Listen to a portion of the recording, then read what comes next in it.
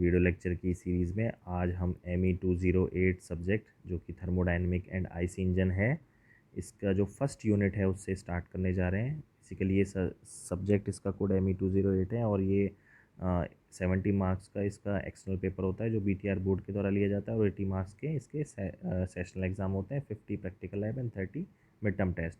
तो देखिए जो इसकी यूनिट 1 है इसकी थर्मोडायनेमिक्स एंड बेसिक कंसेप्ट्स, तो उस यूनिट को हम स्टार्ट कर रहे हैं। तो देखिए सबसे पहले थर्मोडायनेमिक्स जो वर्ड है इसका मतलब समझिए कि थर्मोडायनेमिक्स है क्या। तो देखिए थर्मोडायनेमिक्स जो है वो बेसिकली दो वर्ड से मिलकर बना है, थर्मो एंड डायनेमिक्स। तो यहाँ जो थर्मो वर्ड है इसका मतलब होता है हीट, ठीक है। अब हीट क्या है? Heat energy in transient form, यानी हीट एक ऐसी एनर्जी है जो लगातार फ्लो हो रही है, वो ट्रांजिएंट फॉर्म में एनर्जी है, वो स्थिर अवस्था में नहीं है। और डायनेमिक्स वर्ड इसका मतलब क्या होता है? मोशन, यानी हीट इन मोशन, ठीक है। यानी कि जो एनर्जी है वो मोशन में है, वो ट्रांजिएंट फॉर्म में बह रही है।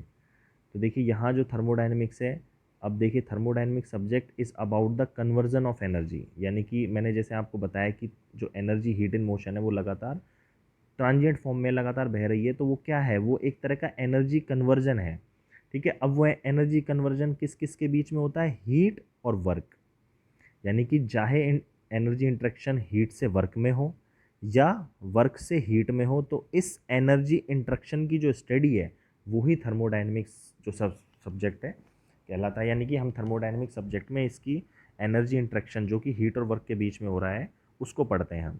उसमें कौन कौन से रूल्स अप्लाई होते हैं, किन नियमों के तहत ये एनर्जी इंट्रैक्शन होता है, क्या इसकी प्रॉपर्टीज़ होती हैं, कैसे होता है, तो ये जो इस सब की स्टडी है वो थर्मोडायनेमिक्स कहलाती है। This subject is about energy conversion and the laws governing, जो भी नियम इसमें हम काम में लेते हैं या जो भी नियम इसके लिए बनाए गए हैं, इन particular conversion of heat into work and work into heat, ठीक है। तो ये थर्मोडायनेमिक्स कहलाता है। या कि कुछ किताबों में आपको पढ़ने को मिलेगा कि thermodynamics is the science of 3 E's। Thermodynamics is the science of 3 E। अब ये 3 E मतलब ये 3 E की स्टडी है। तो फर्स्ट E जो है वो उसमें क्या कहलाता है? एनर्जी। दूसरा ई जो है वो कहलाता है इसमें एंट्रोपी। और तीसरा ई जो है वो कहलाता है इक्विलिब्रियम। दोबारा से मैं आपको थोड़ा सा बता देता हूँ। Thermodynamics is the science of 3 E's, ठीक है। First E energy, second E entropy and third one is equilibrium, साम्य अवस्था। तो ये 3 E's की जो स्टडी है वो आपकी थर्मोडायनेमिक्स की पूरी स्टडी कहलाती है। अब देखिए थर्मोडायनेमिक्स को जब हम पढ़ते हैं तो बेसिकली इसमें दो प्रकार के अप्रोचेस काम में लेते हैं, क्लासिकल थर्मोडायनेमिक्स और स्टैटिस्टिकल। ये बहुत ही सिंपल है, यानी कि जब हम थर्मोडायनेमिक्स की स्टडी करते हैं तो जो हमारा सिस्टम या जो मॉलिक्यूल्स हम उसमें मान रहे हैं वो हम बहुत ही बड़े लार्ज मॉलिक्यूल्स मान रहे हैं, यानी कि हम मॉलिक्यूलर लेवल पे स्टडी नहीं करते हैं। क्लासिकल थर्मोडायनेमिक में हम अपने सिस्टम को बहुत ही वाइडली यूज़ में लेते हैं, वहाँ पर पूरे स्पेस की हम प्रॉपर्टीज़ की बात करते हैं, उसमें मॉलिक्यूलर लेवल पर हम स्टडी नहीं करते हैं। जबकि स्टैटिस्टिकल थर्मोडायनेमिक्स में ऐसा नहीं है, वहाँ पर हम अपने सिस्टम के अंदर मॉलिक्यूलर लेवल तक स्टडी करते हैं, पूरे इफेक्ट्स कंसीडर करते हैं, लॉज गवर्निंग जो है वो पूरे माइक्रोस्कोपिक लेवल तक हम उसकी स्टडी करते हैं, तब वो स्टैटिस्टिकल थर्मोडायनेमिक अप्रोच कहलाती है। तो बेसिकली हम क्लासिकल थर्मोडायनेमिक्स ही पढ़ते हैं थर्मोडायनेमिक्स की अप्रोच में, जो सिलेबस के अकॉर्डिंग है। स्टैटिस्टिकल थर्मोडायनेमिक्स पे हम नहीं, अब जो सिलेबस का पार्ट है वो हम उसमें नहीं जाते हैं, उसमें क्लासिकल थर्मोडायनेमिक ही है, ठीक है। अब देखिए जो इसकी बेसिक टर्म्स और हैं वो क्या है? सिस्टम सराउंडिंग और सिस्टम बाउंड्री। तो देखिए थर्मोडायनेमिक सिस्टम क्या है? Thermodynamic system, a system is a finite quantity of matter or region upon which our attention is focused, यानी कि दूसरे शब्दों में हम समझे कि ब्रह्मांड के अंदर कोई ऐसा स्पेस या ऐसा स्थान जिसके ऊपर हम अपना ध्यान केंद्रित करना चाहते हैं, जिसकी हम स्टडी करना चाहते हैं, वो थर्मोडायनेमिक सिस्टम कहलाता है। फॉर एग्जांपल मान लीजिए ये कोई आपका क्लासरूम है, ठीक है। इस क्लासरूम में आप सब स्टूडेंट बैठकर पढ़ रहे हैं, ठीक है। लेक्चर 1 डिलीवर होता है, तो लेक्चर 1 में आप किस सब्जेक्ट का लेक्चर डिलीवर किया जा रहा है, नंबर ऑफ़ स्टूडेंट्स कितने हैं। सेकंड लेक्चर जो हुआ वो किस सब्जेक्ट का डिलीवर हुआ, उस समय नंबर ऑफ़ स्टूडेंट क्या थे। तो इस तरह से पूरे दिन का इस क्लासरूम का जो डेटा है वो एनालिसिस किया जाता है। तो ये जो क्लासरूम है ये क्या है? आपके लिए सिस्टम हो गया, आप इसकी स्टडी कर रहे हो। और इस क्लासरूम के बाहर जो कुछ भी है, दूसरे क्लासरूम्स, कॉलेज का कैंपस, पूरा एरिया जो कुछ भी है इसके अलावा जो बच गया है इस क्लासरूम के अलावा, वो सारा क्या कहलाएगा, वो सारा सराउंडिंग्स कहलाएगा ये। ठीक है। और जो लेयर या बाउंड्री, यानी कि जो ऐसी बाउंड्री, ऐसी लेयर जो सिस्टम और सराउंडिंग्स दोनों को अलग करती है, सरफेस या लेयर, ये सिस्टम बाउंड्री कहलाती है। ठीक है। तो सिस्टम सराउंडिंग्स क्या हुई, the things are external to the system, the things are external to the system referred as surrounding. और सिस्टम बाउंड्री क्या है, system boundary is an interface between system and surrounding. अब सिस्टम बाउंड्री रियल भी हो सकती है, imaginary भी हो सकती है, फिक्स्ड भी हो सकती है और मूविंग भी हो सकती है। रियल और इमेजिनरी का तो एग्जांपल मैं आपको ये समझा देता हूँ। जो क्लासरूम आपने सिस्टम माना था, ठीक है, तो क्लासरूम की दीवारें, रूफ और इसकी छत, ये क्या है, सिस्टम बाउंड्री। लेकिन इस वॉल में विंडो भी है, तो इस विंडो पे तो वहाँ पे दीवार है नहीं, विंडो है, तो उस पर जो बाउंड्री जाएगी वो कौन सी होगी, वो इमेजनरी बाउंड्री होगी। बाकी जो सॉलिड वाल है वो क्या है, उसकी रियल बाउंड्री है। अब फिक्स और मूविंग का जो है वो नेक्स्ट एग्जाम्पल से समझेंगे। देखिए ये टाइप्स ऑफ सिस्टम अब पढ़ेंगे अपन। तो देखिए टाइप्स ऑफ सिस्टम क्या है, तीन प्रकार के हैं, क्लोज सिस्टम, ओपन सिस्टम और आइसोलेटेड सिस्टम। तो first one is close system. Close system में क्या होता है कि सिस्टम और सराउंडिंग के बीच में ओनली एनर्जी ट्रांसफ़र हो सकता है, मास ट्रांसफ़र नहीं होता है। फॉर एग्जांपल आपके सामने एक फिगर दिखाया गया है, पिस्टन सिलेंडर अरेंजमेंट है। ये जो डॉटेड लाइन है, सॉरी डैश लाइन है, ये क्या है, आपकी सिस्टम बाउंड्री है। इसके अंदर कोई एक गैस भरी हुई है और इसके चारों ओर क्या है, पूरा सराउंडिंग्स है। तो देखिए इसमें मास ट्रांसफ़र होने के लिए कहीं पर कोई ओपनिंग नहीं है, तो मास ट्रांसफ़र नहीं होगा, केवल एनर्जी ट्रांसफ़र हो सकता है। अब उसको भी देखिए एनर्जी ट्रांसफ़र कैसे करते हैं। मान लीजिए यहाँ पर आपने कोई बर्नर लगा दिया और उसको आप इसको जो है गर्म कर रहे हो, सरफेस को बर्नर लगा दिया आपने, यहाँ से गर्म कर रहे हो, तो ये सरफेस गर्म होगी, तो इससे कॉन्टैक्ट में जो गैस है वो गर्म होगी, उसका तापमान बढ़ेगा, तापमान बढ़ेगा तो देखिए ideal gas equation P V is equal to M R T. हालांकि ये भी अपन ने प्रूव नहीं किए, नेक्स्ट चैप्टर में हम इसको भी डिराइव करेंगे कैसे आती है। तो देखिए अभी आप इसको समझिए, P V is equal to M R T. जब इसका प्रेशर बढ़ेगा, जब इसका सॉरी तापमान बढ़ेगा, तो इसके प्रेशर भी इंक्रीज़ होगा। प्रेशर इंक्रीज़ होने से ये जो गैस है इस पिस्टन पे, ये पिस्टन ये मूवेबल पिस्टन है, गतिमान हो सकती है।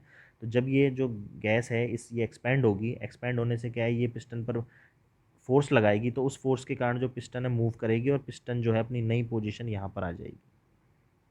ठीक है। तो यानी कि जो क्या है, पिस्टन यहाँ पर मूव हो गई, तो देखिए पिस्टन जब यहाँ पर मूव हो जाएगी अपनी नई पोजीशन पे, ठीक है, तो यानी कि जो सिस्टम बाउंड्री है वो यहाँ से कहाँ पे आ गई, इधर आ गई। तो ये मूवेबल सिस्टम बाउंड्री का एग्जांपल है। जैसा मैंने आपको लास्ट में बताया था कि वो एक रियल बाउंड्री, मतलब सिस्टम बाउंड्री रियल भी हो सकती है, इमेजनरी भी, और सिस्टम बाउंड्री फिक्स भी हो सकती है और मूवेबल। तो यहाँ ये जो है, जब इसको गर्म करेंगे, गैस को जब आप गर्म करेंगे, जब इसमें एनर्जी ट्रांसफ़र होगा, उसके पश्चात ये बाउंड्री मूव होकर के यहाँ हो जाएगी। ठीक है।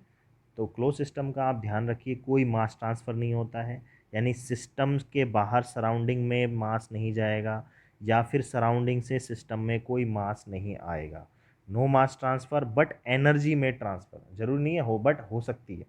ठीक है, यानी कि सिस्टम बाउंड्री को क्रॉस कर सकती है एनर्जी, लेकिन मास नहीं करेगा, ये क्लोज सिस्टम है। सेकंड आ जाइए ओपन सिस्टम। ओपन सिस्टम में क्या होता है, both mass and energy transfer में अगर, यानी कि सिस्टम के अंदर मास जा भी सकता है और सिस्टम से बाहर मास आ भी सकता है। एनर्जी भी सिस्टम की बाउंड्री को क्रॉस कर सकती है, या सराउंडिंग से सिस्टम में जाए या सिस्टम से सराउंडिंग में जाए, यानी कि बोथ मास और एनर्जी ट्रांसफ़र कर सकते हैं ओपन सिस्टम में। अब ओपन सिस्टम का मैं एग्जांपल लूँ, जैसा कि ये आपके सामने दिखाया भी गया है एग्जांपल एक, कि यहाँ से मास अंदर आ रहा है, यहाँ से बाहर जा रहा है और एनर्जी भी इसकी बाउंड्री क्रॉस कर रही है। लेकिन प्रैक्टिकल लाइफ का मैं अगर आपको एग्जांपल दूँ, तो आपके घरों में जो भी वाटर पंप है, जो भी आप काम में वो लेते हो, जो इलेक्ट्रिकल मोटर से चलाया जाता है घरों में पानी भरने के लिए, तो वो भी क्या है, वो भी एक प्रकार का ओपन सिस्टम है। तो देखिए मैं उसका थोड़ा सा ओवरव्यू बना देता हूँ यहाँ पे आप लोगों को। ठीक है। और यहाँ पर एक तरफ से तो ये सक्शन करता है, वाटर पंपिंग लेता है और इस पाइप से ये डिलीवर करता है। यहाँ से ये पाइप वो सक्शन करता है और यहाँ से डिलीवर करता है। अब ये जो पंप है, ये तो पंप है देखो इतना सा, और इसके पीछे ये जो मोटर लगी होती है, ठीक है, जिसमें से वाइंडिंग वो तार निकल के आप जो इलेक्ट्रिसिटी प्लग है उसमें लगाते हो, तो ये इलेक्ट्रिकल मोटर होगी, उसके आगे पंप होता है। तो देखिए ये पंप है, एक तरफ से इनलेट ले रहा है, एक तरफ से आउटलेट। ठीक है। तो यानी कि ये जो मास है, लगातार पानी इस पंप के अंदर आ रहा है, इस पंप के अंदर आ रहा है और इस पंप से बाहर भी जा रहा है, और एनर्जी भी इसकी बाउंड्री को ट्रांसफ़र कर रही है। यानी कि देखिए आपने इलेक्ट्रिकल एनर्जी दी, इसको ये शाफ्ट घूमती है, मैकेनिकल एनर्जी में कन्वर्ट होती है, और ये मैकेनिकल एनर्जी जो यहाँ पे सेंटर में इसका इम्पिलर होता है या जिसे रोटर भी बोलते हैं, तो उसको घुमाती है, तो एनर्जी भी ट्रांसफ़र हो रही है सिस्टम की, और ये सिस्टम की बाउंड्री है। तो यानी कि घरों में काम में आने वाला जो वाटर पंप है वो क्या है, यानी कि जितनी भी फ्लोइंग डिवाइसेज है, चाहे वो नोज़ल हो, चाहे वो डिफ्यूज़र हो, वो सारी की सारी किसका एग्जांपल है, ओपन सिस्टम का। कोई पंप है, चाहे वो रेसिप्रोकेटिंग पंप है या समर्सिबल पंप है, कैसा भी पंप है, वो सारे के सारे ओपन सिस्टम का एग्जाम्पल है। नेक्स्ट आ जाइए अब आइसोलेटेड सिस्टम। तो देखिए आइसोलेटेड सिस्टम में क्या होता है, देखिए क्लोज सिस्टम में हमने क्या पढ़ा, मास ट्रांसफ़र नहीं होगा, एनर्जी ट्रांसफ़र हो सकता है सिस्टम बाउंड्री के अक्रॉस। ओपन सिस्टम में मास ट्रांसफ़र और एनर्जी ट्रांसफ़र दोनों हो सकते हैं, लेकिन आइसोलेटेड सिस्टम में देखिए जस्ट रिवर्स है ओपन का, ना तो मास ट्रांसफ़र होगा और ना ही एनर्जी ट्रांसफ़र होगा सिस्टम बाउंड्री के अक्रॉस। यानी सिस्टम से सराउंडिंग पे कोई मास ट्रांसफ़र नहीं, या सराउंडिंग से सिस्टम पे कोई मास ट्रांसफ़र नहीं, और ना ही एनर्जी इंट्रैक्शन होगा। अब देखिए इसका एग्जांपल सोचिए कि इसका एग्जांपल क्या हो सकता है। तो ये देखिए इसका परफेक्ट एग्जांपल तो फिलहाल कोई भी नहीं एग्जिस्ट करता, लेकिन हाँ कुछ समय के लिए यदि समय को प्रतिबंधित करते, मतलब कुछ समय की हम बात करें, तो कुछ समय के लिए जो आप अपने घरों में थर्मस बोतल या थर्मस फ्लास्क जो भी कुछ काम में लेते हैं, कुछ समय के लिए हम वो इसका एग्जाम्पल आइसोलेटेड सिस्टम का हो सकता है। देखिए जो थर्मस फ्लास्क है, जो थर्मल बोतल है, उसमें आप क्या करते हो, या तो ठंडा पानी रखते हो, ठंडा पानी रखते हैं तो वो काफ़ी देर तक ठंडा बना रहता है, लेकिन काफ़ी देर कितनी देर रहेगा, आधे घंटे रह लेगा, 1 घंटे रह लेगा। लेकिन अगर आप सुबह उसको 24 घंटे बाद चेक करो या 48 घंटे बाद, तो नहीं रहेगा, उसमें बाहर से हीट आ जाएगी। अगर ठंडा पानी डाला है तो नॉर्मल टेम्परेचर पे आ जाएगा, और अगर आपने उसमें हॉट वाटर डाला है और आप ये चाहते हो काफ़ी देर तक गर्म रहे, तो कुछ देर गर्म रहेगा, 2 घंटे, 4 घंटे, 6 घंटे, 24 घंटे। लेकिन आप 2 दिन बाद चेक करिए, 48 घंटे बाद, तो नहीं रहेगा। तो यानी कि कुछ पर्टिकुलर टाइम के लिए, यानी कि बहुत कम थोड़े समय के लिए जो थर्मस फ्लास्क है वो आइसोलेटेड सिस्टम की तरह काम करता है। ढक्कन आपने बंद कर रखा है, पानी बाहर जा नहीं रहा है, यानी कि मास आपका सिस्टम के अंदर ही है, और एनर्जी भी, अगर ठंडा पानी है तो बाहर से एनर्जी अंदर नहीं आ रही है, और अगर आपने हॉट वाटर भरा है तो अंदर की एनर्जी बाहर नहीं जा रही है, बहुत ही थोड़े वक्त के लिए। तो आइसोलेटेड सिस्टम का परफेक्ट एग्जाम्पल कोई नहीं है, लेकिन हम कुछ समय के लिए थर्मस फ्लास्क को इसका एग्जाम्पल मान सकते हैं। और देखिए दूसरा example, if our entire universe is considered as a single system. ये प्रैक्टिकली जो रियल एग्जाम्पल, ये तो मैंने आपको बताया कुछ समय के लिए, थर्मस फ्लास्क वाला। If our entire universe is considered as a single system then it is an isolated system. यानी कि इसका मतलब क्या है कि भाई जब एंटायर यूनिवर्स जो कुछ भी संसार में है उसी को अपन सिस्टम मान लेंगे, तो सराउंडिंग बचेगा ही नहीं। जब सराउंडिंग ही नहीं बचेगा तो सब कुछ सिस्टम में है, सिस्टम का मास भी सिस्टम में है, सिस्टम की एनर्जी सिस्टम से एक स्थान से दूसरे स्थान तक जा रही है। यानी कि इसका कहने का मतलब समझिए, ये जो एग्जांपल लिखा हुआ है यही आपको बुकों में देखने को मिलेगा ज़्यादातर एग्जांपल, कि जो एंटायर यूनिवर्स है उसी को आप सिस्टम मान लें। तो एनर्जी इंट्रैक्शन जो होगा एक ग्रह से दूसरे ग्रह के बीच, मानो एक शहर से दूसरे के, या वर्ल्ड की पॉप जो वर्ल्ड की एंट्रोपी बढ़ रही है, जो वर्ल्ड का जो तापमान बढ़ रहा है, वो सब कुछ क्या है, पृथ्वी का तापमान बढ़ रहा है, एक्चुअली आप सुनते होंगे, ठीक है। तो वो तापमान बढ़ रहा है तो क्या पूरा सब कुछ, जब पूरा एंटायर यूनिवर्स ही सिस्टम में है तो सिस्टम के अंदर ही तापमान बढ़ रहा है, सिस्टम से बाहर तो कहीं एनर्जी जा ही नहीं रही है। तो जो परफेक्ट एग्जाम्पल, अगर एंटायर यूनिवर्स को सिस्टम मान लिया जाए तो पूरा का पूरा जो यूनिवर्स है वो आइसोलेटेड सिस्टम की तरह एक्ट करेगा। अब नेक्स्ट आ जाइए कंट्रोल वॉल्यूम और कंट्रोल सरफेस। देखिए ये दोनों ही ओपन सिस्टम से रिलेटेड टर्म है, जो मैंने अभी आपको एग्जांपल दिया ओपन सिस्टम का, कि मान लीजिए एक जो water pumping motor, water pump जो होता है जो आप घरों में काम में लेते हो, वो एक ओपन सिस्टम का एग्जाम्पल है। यहाँ से सक्शन हो रहा है और यहाँ से डिलीवर पाइप हो रहा है। तो देखिए यहाँ पर जो टर्म है इससे रिलेटेड कंट्रोल वॉल्यूम क्या चीज़ है, तो देखो मैंने आपको बताया कि ओपन सिस्टम का एग्जाम्पल है। तो देखिए जब ओपन सिस्टम में वाटर पंप आप करवाते हो तो यहाँ से इनलेट पानी आता है, यहाँ से बाहर चला जाता है। तो ये जो इसका सरफेस है, क्या ये सरफेस वेरिएबल होता है, नहीं होता ना। तो ये जो वॉल्यूम है ओपन सिस्टम के केस में हम ये मान सकते हैं कि ये कंट्रोल वॉल्यूम में होता है, ठीक है, कंट्रोल वॉल्यूम। और इसकी जो सिस्टम बाउंड्री होती है ओपन सिस्टम की, इसको हम क्या कहते हैं, कंट्रोल सरफेस। तो कंट्रोल वॉल्यूम क्या है, if the volume of the system under study, if the volume of system, if the volume of system under study remains constant then it is called control volume. यानी कि steady conditions में अगर open system का जो volume है वो अगर control रहता है, कांस्टेंट रहता है, तो वो कंट्रोल वॉल्यूम कहलाता है। यानी कि जब आपके ओपन सिस्टम ऐसा है जिसका वॉल्यूम चेंज नहीं हो रहा है, कांस्टेंट बना हुआ है, जो कि ओपन सिस्टम के केस में रहता है, तो वो क्या कहलाएगा, कंट्रोल वॉल्यूम।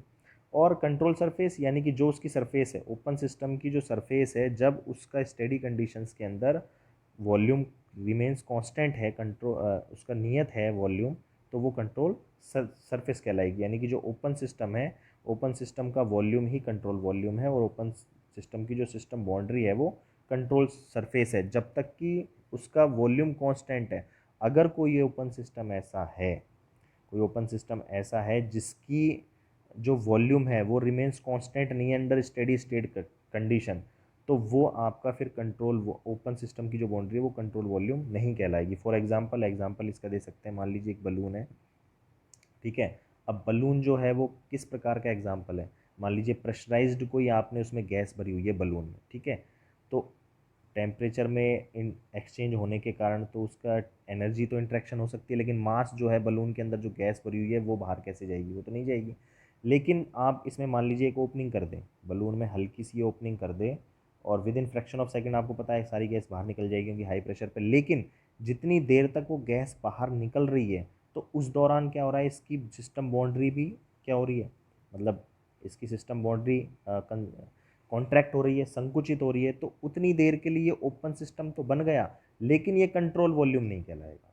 क्यों? क्योंकि जो उसकी बाउंड्री है लगातार क्या हो रही है, गैस बाहर निकलने से वेरिएशन आ रहा है। लेकिन वाटर पंप के केस में ऐसा नहीं है, जो मैंने बताया वाटर पंप का जो कंट्रोल सरफेस, जो उसकी सरफेस है, उसमें चाहे आपका जो है वो वेरी नहीं होगी, चाहे भले ही पानी कम ज़्यादा आए पंप से आप, लेकिन सप्लाई में, लेकिन उसकी जो कंट्रोल, जो उसकी बाउंड्री है वो चेंज नहीं हो रही है, तो वो कंट्रोल वॉल्यूम और कंट्रोल सरफेस का एग्जांपल है, ठीक है। अब यहाँ पर प्योर सब्सटेंस दिया गया, वैसे तो आपके सिलेबस में नहीं है, बट फिर भी ये पढ़ लेते हैं, नेक्स्ट चैप्टर में आएगा ये substance which has uniform chemical composition through out. यानी कि कोई एक ऐसा सब्सटेंस जिसका केमिकल कंपोजिशन उसके मास थ्रू आउट इस, यानी कि उसके संपूर्ण मास में केमिकल कंपोजिशन उसका सेम है, तो वो प्योर सब्सटेंस कहलाता है। बेसिकली हम इसको देखते हैं कि तीनों फेसेस में जो उसका केमिकल जो फॉर्मूला है वो चेंज ना हो। जैसे फॉर एग्जांपल प्योर सब्सटेंस की बात करें, H2O वाटर, वाटर को चाहे आप आइस पोजीशन में ले लीजिए, चाहे आप लिक्विड पोजीशन में ले लीजिए, चाहे वेपर फॉर्म में ले लीजिए, तो उसका chemical composition through out the same रहता है, ठीक है। अब आ जाइए आप थर्मोडायनेमिक इक्विलिब्रियम, ये क्या चीज़, देखिए सिस्टम जो है, कोई भी सिस्टम थर्मोडायनेमिक इक्विलिब्रियम में जब ही कहलाता है जब वो तीन इक्विलिब्रियम की कंडीशंस फॉलो करता है। यानी कि पहली क्या है कि आपका थर्मोडायनेमिक सिस्टम जब थर्मल इक्विलिब्रियम में है, मैकेनिकल इक्विलिब्रियम में है, और केमिकल इक्विलिब्रियम में है, तब वो सिस्टम आपका थर्मोडायनेमिक इक्विलिब्रियम को फॉलो करेगा। तो देखिए यहाँ पर एक बात आप नोटिस करिएगा कि थर्मोडायनेमिक इक्विलिब्रियम और थर्मल इक्विलिब्रियम थोड़े आपको सेम सेम लगेंगे सुनने में, लेकिन दोनों अलग है। अब देखिए थर्मल इक्विलिब्रियम में सिस्टम कब कहलाएगा, जब सिस्टम और सराउंडिंग दोनों का तापमान नियत रहे, ठीक है। यानी कि आपका थर्मल इक्विलिब्रियम जब कहलाएगा जब सिस्टम और सराउंडिंग दोनों नियत तापमान पर आ जाए, जब आपका थर्मोडायनेमिक सिस्टम क्या कहलाएगा, थर्मोडायनेमिक इक्विलिब्रियम, यानी इससे सिस्टम और सराउंडिंग दोनों का जो टेम्परेचर है वो सेम हो जाए।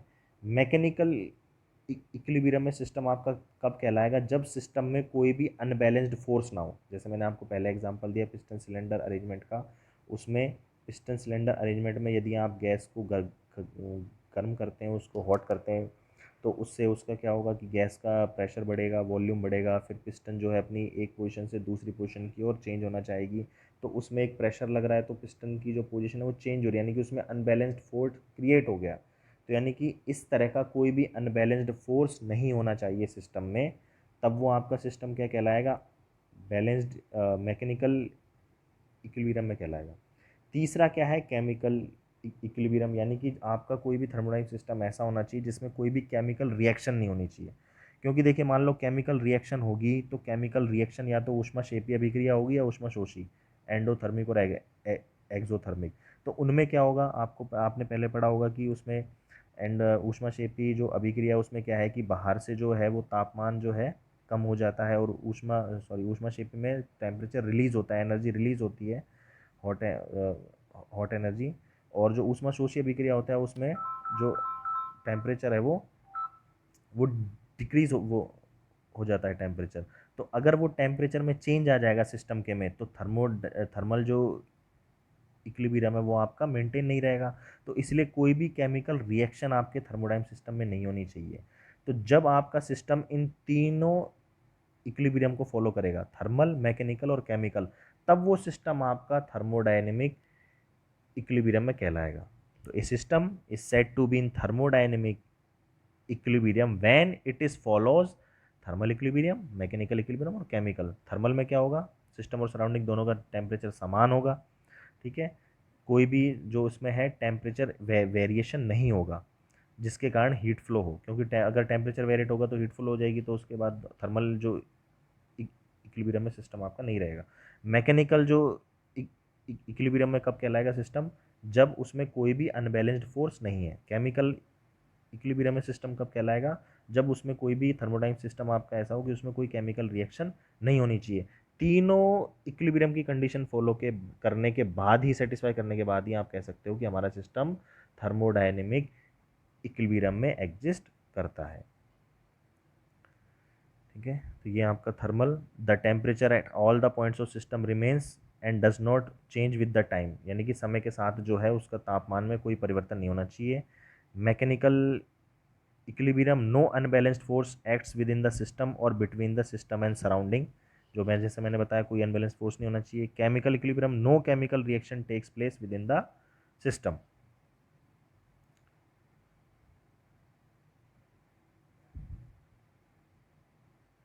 ठीक है, आज के लिए वीडियो लेक्चर में बस इतना ही। बाकी का जो बचा हुआ पार्ट है वो हम नेक्स्ट वीडियो लेक्चर में कवर करेंगे।